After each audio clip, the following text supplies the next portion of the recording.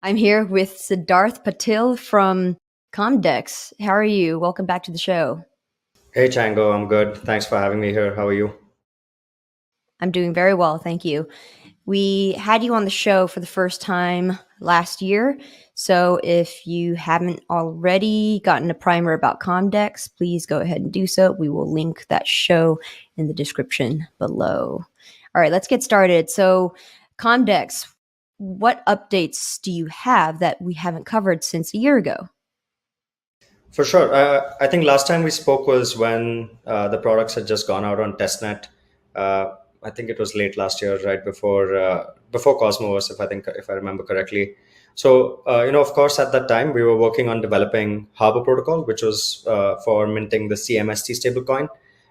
We had the CSwap DEX and the Komodo lending borrowing market, which were all under development at the time. So the good news, of course, one of the big things and the big updates since then has been the release of all these three applications on mainnet. Harbor, we've been collecting tremendous response from the community in terms of specific things in terms of feedback that they would like to see improved on the application. Same goes for CSwap as well.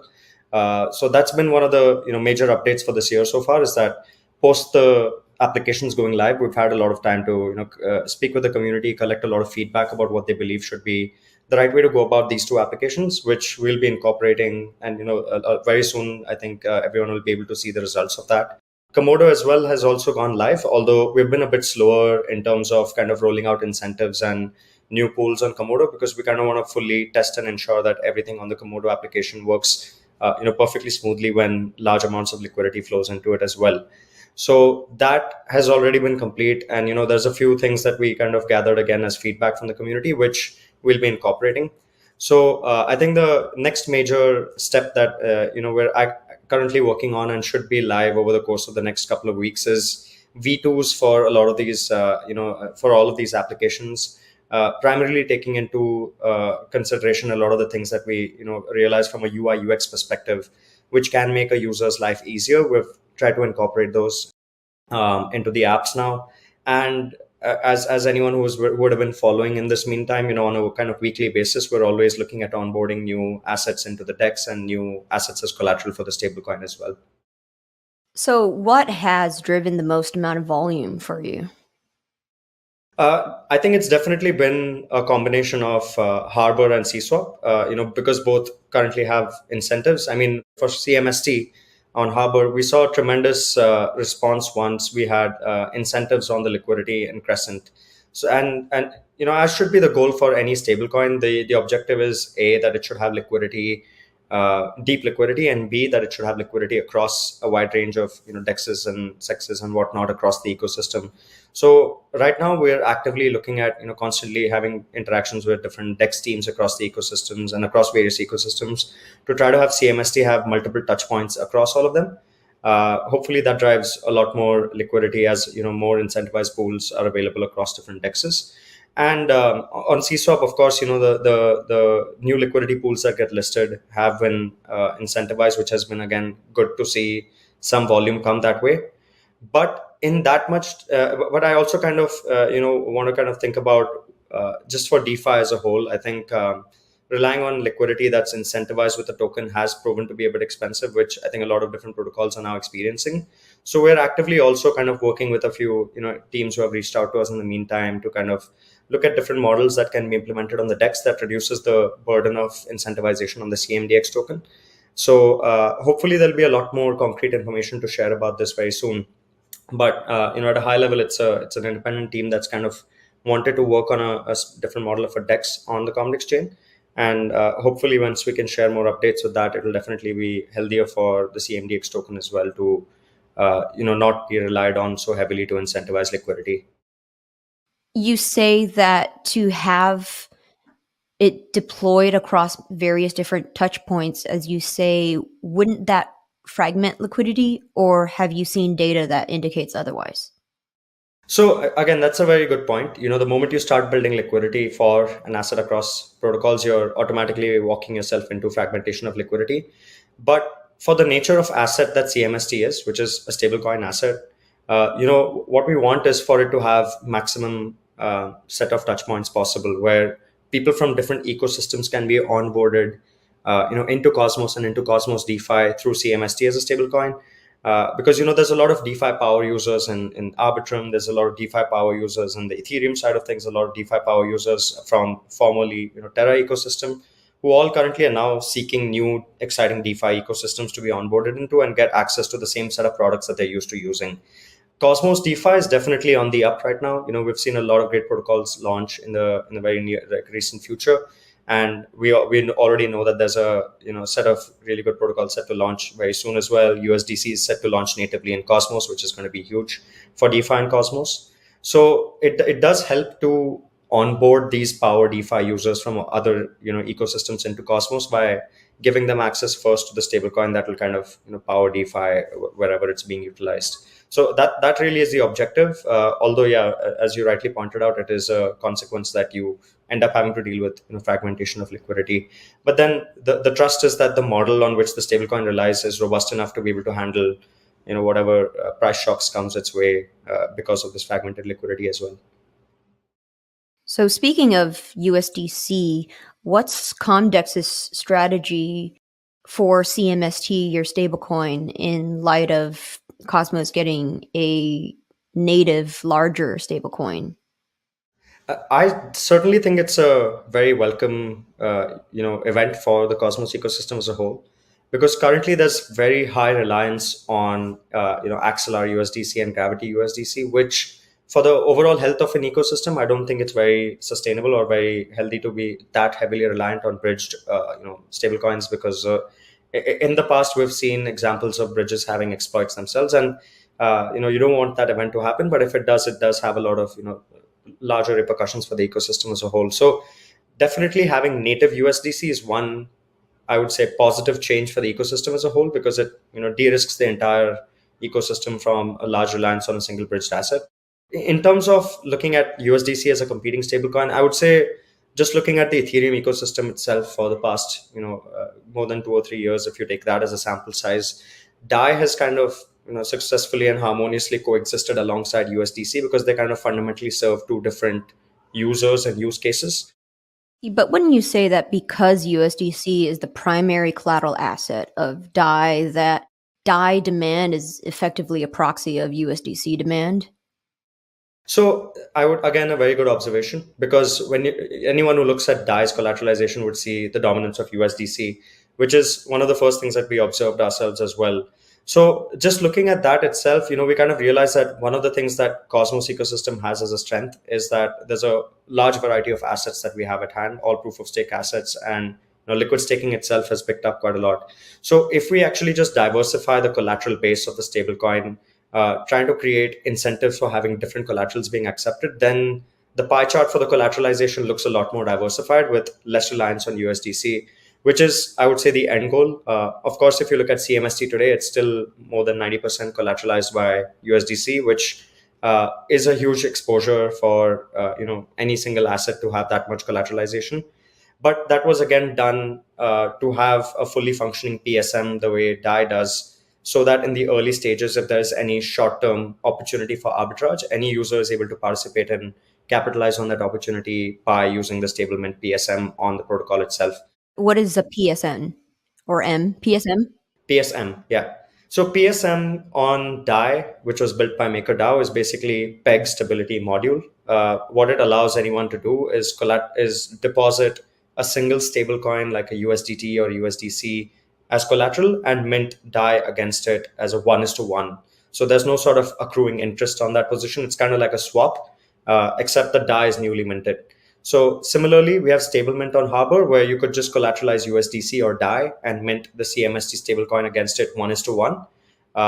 And the CMST that you obtain is newly minted. So in any situation where you would want to arbitrage because there is a movement in the price of CMST, instead of kind of having to lock up $200 worth of Atom as collateral to mint $100 of CMST, you could just use $200 worth of USDC and get 200 CMST, and then complete that arbitrage loop, whether it's up or down. What are the assets that could be used to mint CMST? Is it lock up USDC to mint a 1:1 CMST, and then you get the USDC back? Yeah, so you can always redeem You pay it back. CMST for USDC from the protocol by going the opposite way in stablement, where you deposit CMST and you take out USDC or DAI from the protocol. So that's for the stablement vault. But if you wanted to mint CMST with over collateralized positions, today you can mint with Atom, Osmo, ST Atom, ST Osmo, I think WETH, WBTC, WMatic, and Luna. If I remember all of them correctly, that's the ones that you can mint CMST with as well. So So because why these not are all USDT? USDT, I mean, we could enable USDT as one of the assets in both stablement as well as regular vaults as well. We just hadn't done it yet because we kind of wanted to rely firstly on centralized stablecoins that have more transparency when it comes to their reserves and kind of proof of reserve.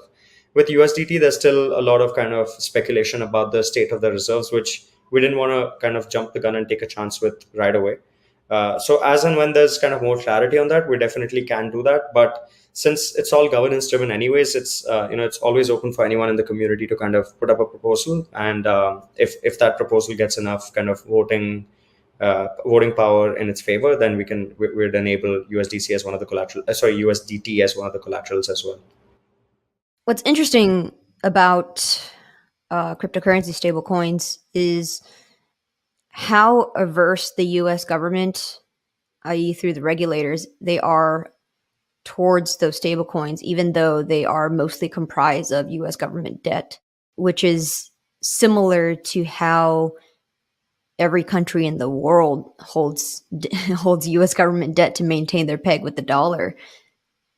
And so it's crazy to think that they don't like this because it creates a lower bound of demand for U.S. government debt, which lets them continue to inflate the currency and export the consequences to everyone else who's holding the debt. Sorry, Interesting continue. how they're trying to crush USDC right now, and Tether becomes the more dominant stablecoin because it's non-compliant with the U.S. government regulations, Oh yeah, I or that mean, it's outside of the purview, rather. yeah. Once I put my tinfoil hat on, thinking about all of the things that are happening regulations wise, and then also what Tether has to do with everything, I sometimes feel like there's so many different kind of power dynamics that are at play.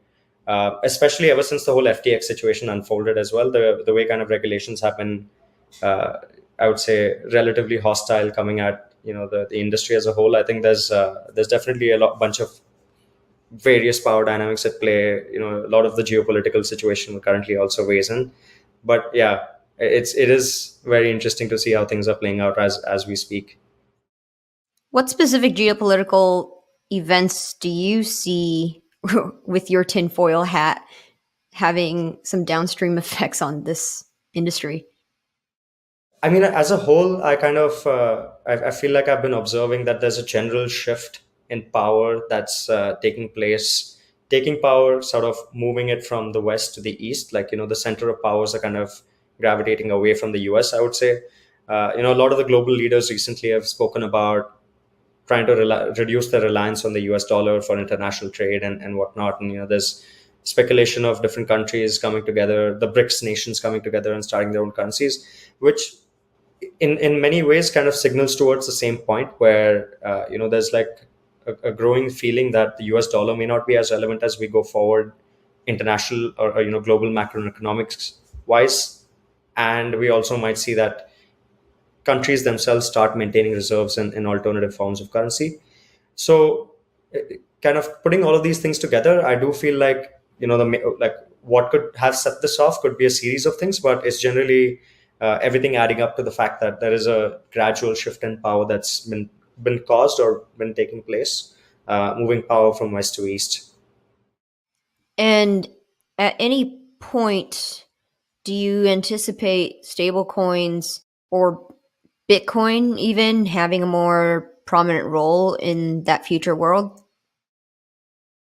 I think so. I think so. I mean, stablecoins itself is very interesting because right now we all are, used to thinking of things in dollar terms when it comes to the expenses of whatever we deal with, which is why having dollar pegged stablecoins just has better product market fit than a non-dollar pegged stablecoin.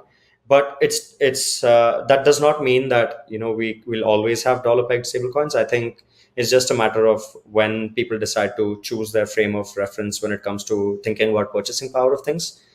Which is why in our own design of CMST, in our own kind of governance framework that we have set for CMST, we didn't want to keep the name US as a part of the stablecoin anywhere, because currently its reference is to the US dollar, because that's kind of like the most widely accepted unit of purchasing power. But if that might change to something else in the future, the name of the stablecoin should remain kind of agnostic to just being US pegged. And even in terms of the peg itself, it's again, as I said, a function of governance, where anyone could put a proposal that requires CMST to be pegged to something other than the US dollar. And with enough voting power that votes in the favor of such a proposal, we would have to have CMST pegged to that alternative. So in my kind of feeling, I would say, will we see more non-US dollar pegged stablecoins come up in the near future? Probably not, but that doesn't mean it's completely ruled out. And stranger things have happened. We could see if that reliance away from US dollars into an alternative currency does actually kick off and happen, then we might see a lot more stablecoins pop up with different references to purchasing power other than the US dollar. So you've just outlined a cultural constraint where most people think in terms of US dollars for, global trade.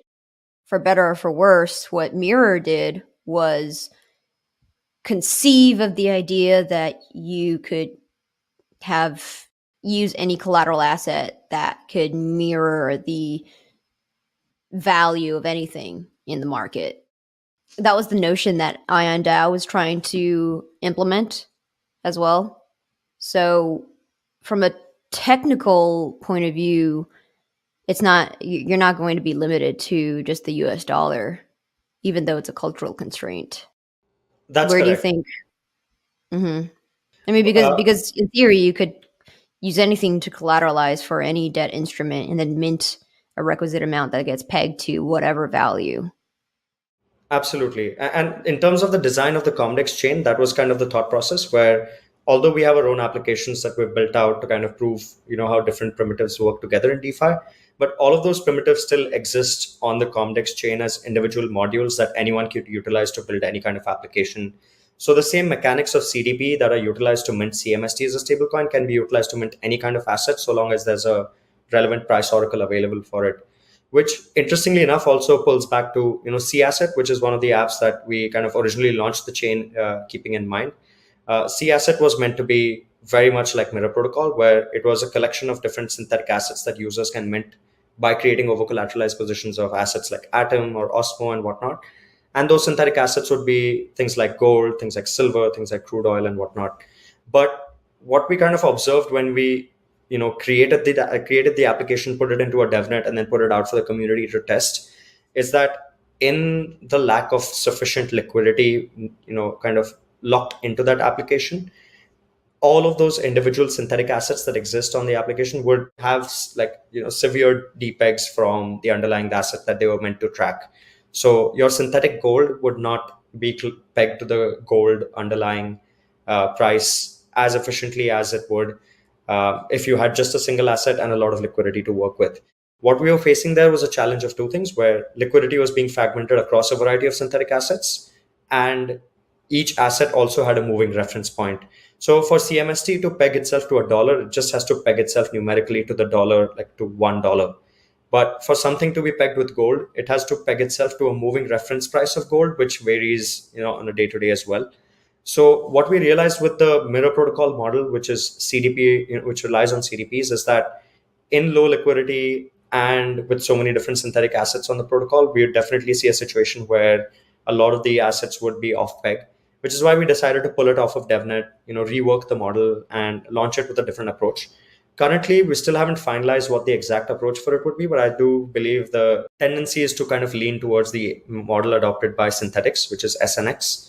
But nothing kind of set in stone about what that model will be, because we still have to figure out how CMDX staking dynamics come into play when an SNX model is relied on, because it essentially makes CMDX stakers the counterparty to the protocol when someone uses the SNX model, which we're not sure if we can entirely do right now. So that's where we're at with that. But you're very right. The same kind of primitive that is used to mint CMST can be used to mint any kind of asset, similar to how Mirror Protocol had a variety of assets.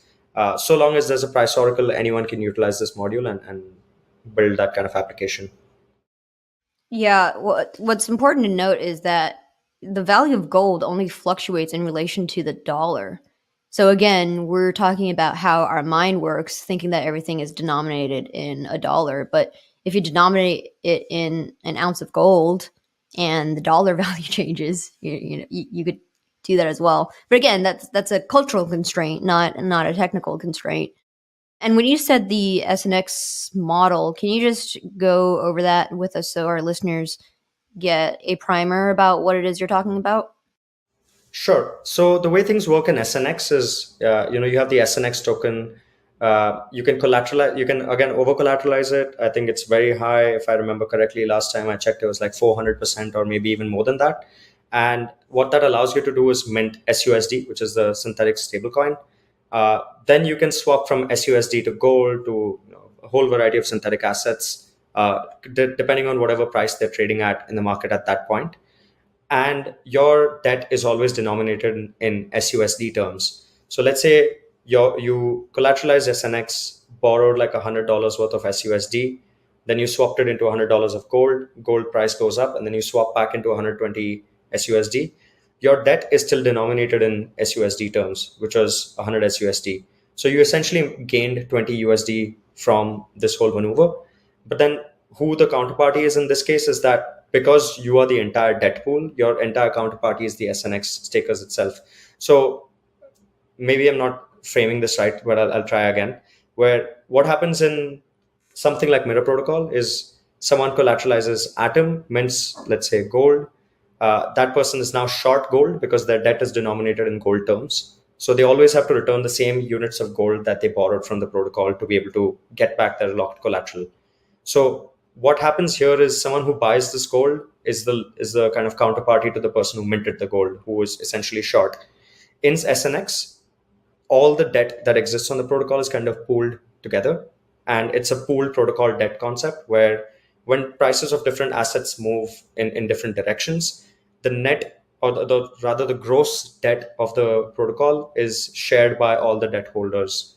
So essentially what that means is if everyone were to mint assets that did well in the markets, they would all gain, but all at the cost of SNX takers. So SNX takers essentially become the counterparty to the ones dealing with synthetic assets on SNX, which is, as I mentioned, very different approach from what Mirror Protocol had, which was like a CDP approach, the one that we're used to from MakerDAO's DAI. From an intuitive perspective, it sounds like the CDP model is more optimal because, as a general rule, one does not prefer socialized losses or socialized gains, and not to have aligned incentives overlap in two different parties. That's correct. That all makes sense. Okay, so I'm going to pivot our conversation a little bit less toward this technology and more towards news and politics. Politics within our own little niche. So I'm sharing my screen now, and this is from December of last year, 2022. And there seemed to have been some noise on Twitter from anonymous people. Someone called Cosmos Punk says, this is no different than influencers getting paid by XBRT Mantle Comdex, shilling to create exit liquidity and taking no responsibility. Now, I couldn't open this tweet from Mike Alfred, sadly, but this person claims, he says, in my opinion, this is a very slow rug. Together, these so-called projects have minted and dumped billions of coins, and they keep coming up with more shit coins. There's no end to their nonsense. Poor people who fall for this and get wrecked. And why wouldn't they? If it's possible, someone will do it. It's our duty to recognize this phenomenon and be vigilant. Have you seen this? No, I haven't. But yeah, I mean, I don't know if I've seen this before, but I think I've seen this account for sure.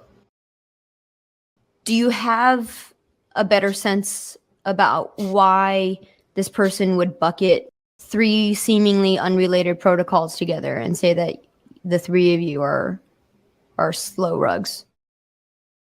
I mean, I can understand where the frustration comes from. And to be fair, it's like it has been a tough market, I would say, overall. So there has been a lot of negative sentiment that way. When it comes to Comdex itself, of course, there's been delays in development. When we originally started off with the C asset protocol, the way it was intended to, after putting it on DevNet and observing the way the protocol behaved, we realized that we couldn't pull it off the same way with the same mechanism, and which we realized that would require a different kind of mechanism to launch with. So that's still in the works, and that's going to take some time till we can finalize on a mechanism and move forward with that. So that, of course, was a big source of delay.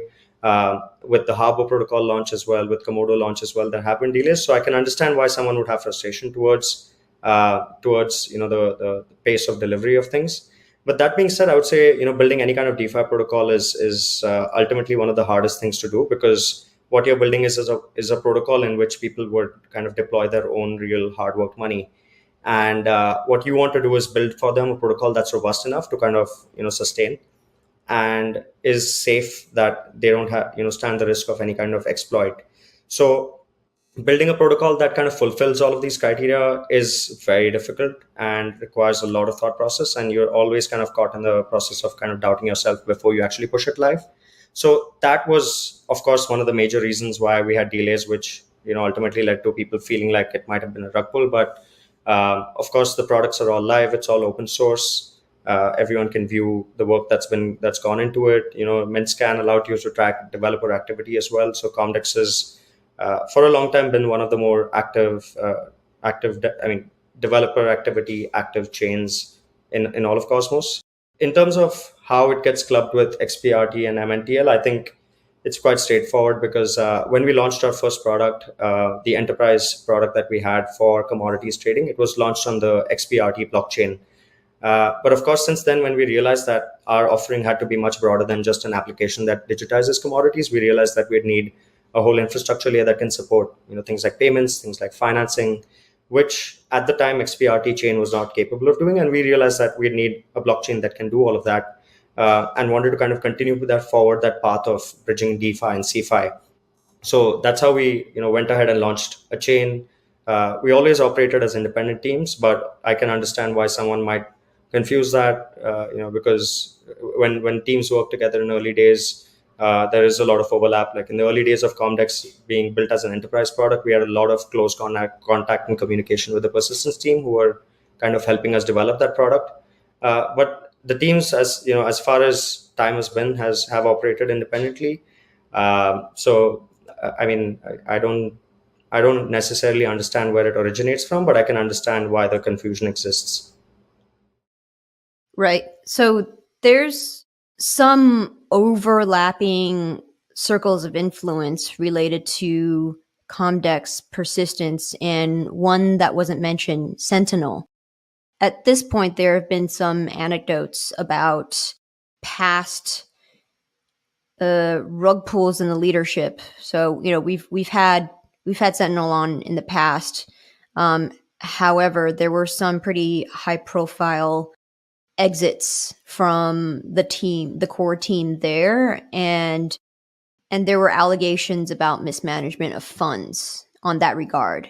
And so, unfortunately for Comdex, you have been roped into the overlapping circles from that perspective. So the question is there still influence from somebody who had mismanaged funds in Sentinel in Comdex? Sentinel, I have never had any interactions with, no direct interactions with anyone from there. With XPRT, of course, because we when we built our first product, which was enterprise trading, it was built on their chain, and we had a lot of interaction with their dev team at the time to build our app on their chain. So of course, with XPRT, there have been a long series of communication that we've had. Of course, we had the offices in the same city, so we'd meet up quite a lot as well. So XPRT, of course, and MNTL, because I think the founder of MNTL was formerly also co-founder at XPRT, and at the time when Comdex was being built there, there was a lot of communication that happened with him as well. But ever since we kind of launched the enterprise trade app and made it live, ever since then we've kind of focused on our direction of payments and financing, and that's been entirely done on our own blockchain. In particular, the rumors were about an anonymous figure called Project Autonomy having influence in the treasuries of at least Sentinel, definitely. But the question is whether or not this person has influence over Comdex and Persistence's treasury. I can't speak for Persistence. I don't get involved in, or I don't know anything about what's happening with their treasury, but none with Comdex. Tell me about the structure of the organizations. I understand you have an entity in, is it Singapore and Switzerland? Is there another Not in Switzerland. It's primarily Singapore. Singapore? And yeah, and then myself and Abhishek were based in Dubai. Majority of most of the team is based in India in different parts. The foundation tokens are managed through Singapore. Yeah. Are you aware of the allegations against PA and how funds were reallocated from Sentinel? Not really, to be honest. I mean, I first heard about it when there was some Twitter space about this, but I haven't really done any digging into it to kind of find out what it was exactly. Do you remember what the Twitter spaces talked about? I think it was around the time when there's a whole lot of doubts about the relationships between these three projects, which is XPRT, MNTL, and CMDX, and it was in one of those. I think it was a Cosmos Spaces space. Tell me how your teams originally met. Like, what were the origin stories? So and why is there such heavy dev overlap between Persistence and Comdex? Sure. So, I mean, when I was back in 2018 or 2017 is when we kind of first started ideating for what, personally, for me, it was about finding out what blockchain space is and, what's going on in the space. That's when I started kind of, venturing out and meeting a bunch of people in the space. I used to attend a lot of these ETH events that happened in Bangalore at the time. And through one of those events is where I met, Dipanshu, who's one of the developers, or was one of the kind of core developers at Persistence at the time. And they told me about all these cool things that they have planned to be built out at the time. And a similar event is where I also met Abhishek, who is currently my co-founder. So with Abhishek and I have kind of had a lot of discussions in the past about trying to learn a lot about what blockchains are, what they can be used for through him, and that's when we kind of arrived at the idea of Comdex together. But of course, we didn't want to kind of independently spin it off as a blockchain on its own when it's just an application designed to do a singular thing. And at the time, Persistence was building out an enterprise-focused blockchain themselves. So we decided to build the Comdex enterprise app on the Persistence chain, and which, of course, by the nature of development itself, required a lot of interaction with the Persistence team to kind of utilize their SDK to build our application.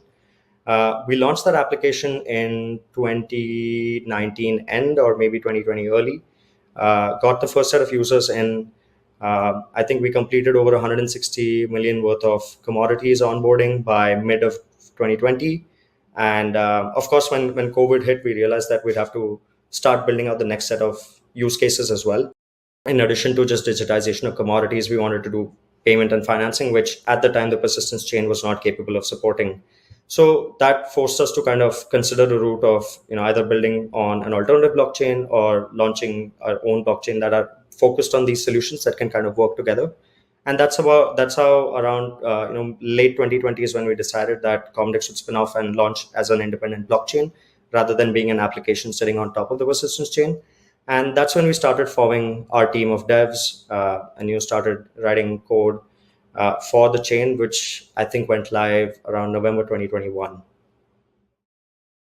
And you guys have Interchain security plans, right? So is the idea to integrate into the Atom economic zone soon? Yeah. So tell me more about that. For sure. So, interchain security is something that we've been considering for some time now. We've had conversations with the team at Informal.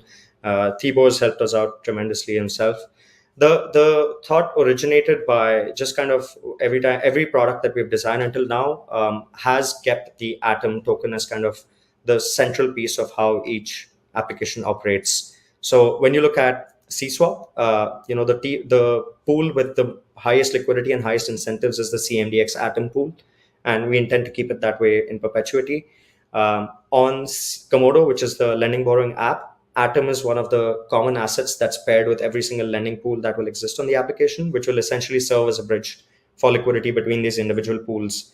And on Harbor itself, the highest amount of Harbor emissions will be directed towards Atom collateralized vaults as well.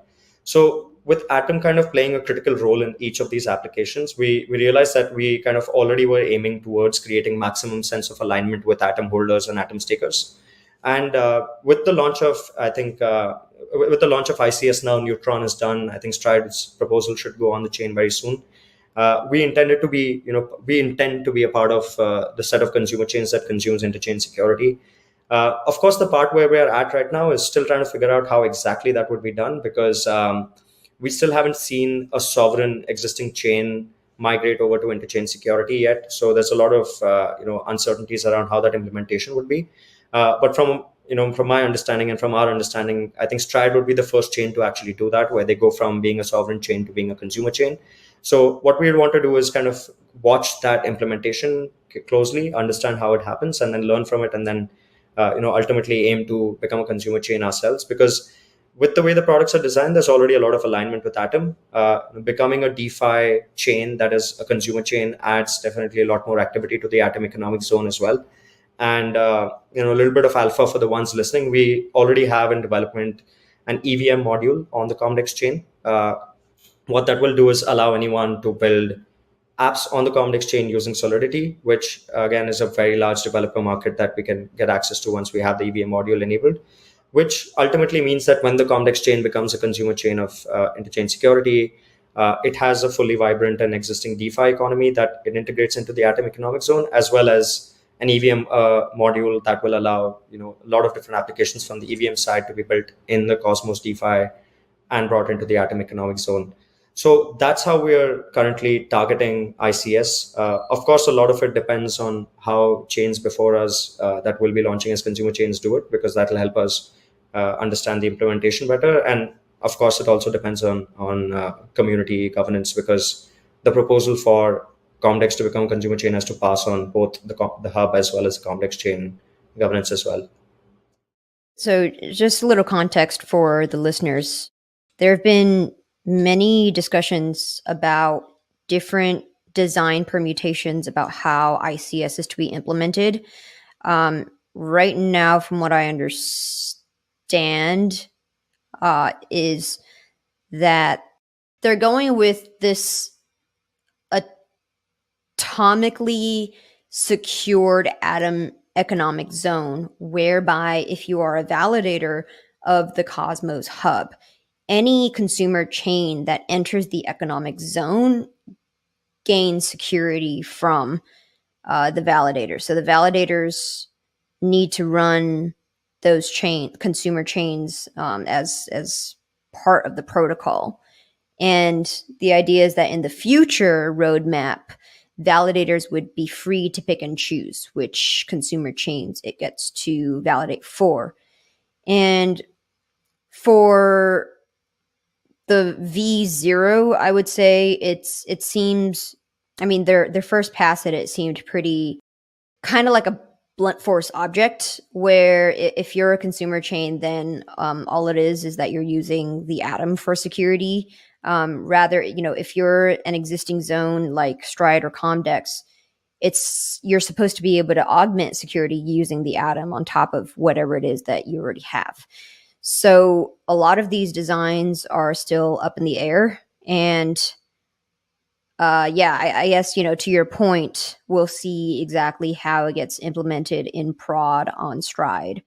I think it's unclear like what's going to happen to Stride validators and all the Stride that's been staked on Strides thus far, if it gets like Atom security, if V0 doesn't augment Stride security, but rather replaces it. So we'll see. Are there any housekeeping items you would like to go over, Siddarth? No, I think we covered most of it well, but I think just to kind of wrap things together and kind of think about it more like a roadmap perspective for what's to come for Comdex. In the immediate or short term, it is improvements in UI UX across all the existing applications. We'll see most of them launch as V2s very soon, with a wholly kind of redone UI UX, which is more suited to the feedback we collected from the community. Um, there will be more assets being onboarded on the DEX as well as on the stablecoin protocol as well. On Komodo, we'll see incentive program rollout very soon, along with new pools being listed as well. Um, so that's it from the existing application set. In the medium term, what we're working on right now is developing new modules to be added to the Comdex chain. So with the current 14 modules that are on there, there's a whole series of different DeFi applications that can be built out. But of course, there's a few more modules that we wanted to work out, which is things like options, things like perpetuals and futures, which can be built out in the future. So the modules of those are currently in development and should be added to the chain in the medium term, which will ultimately reflect as applications as well at a later point. The goal is with each application that launches on the chain that it all incorporates the CMDX token as kind of the primary token of each application, and has all the revenue and value accrual from each of those applications go straight to the CMDX token. We also have the community dev fund, which has been quite active in the recent times. So anyone who can check out forum.comdex.one can see all the different applications for dev fund grants that are currently live. We had one given out to White Whale. There was one given out to the Skip protocol team for MEV. There was one given out to Syndicate as well, who will be building an app on the Comdex chain.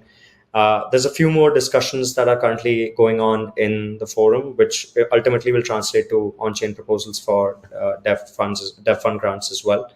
The idea is that with each of these integrations, there would be some strengthening that happens to the existing ecosystem of products that we have, or it is new products that get added to the existing suite.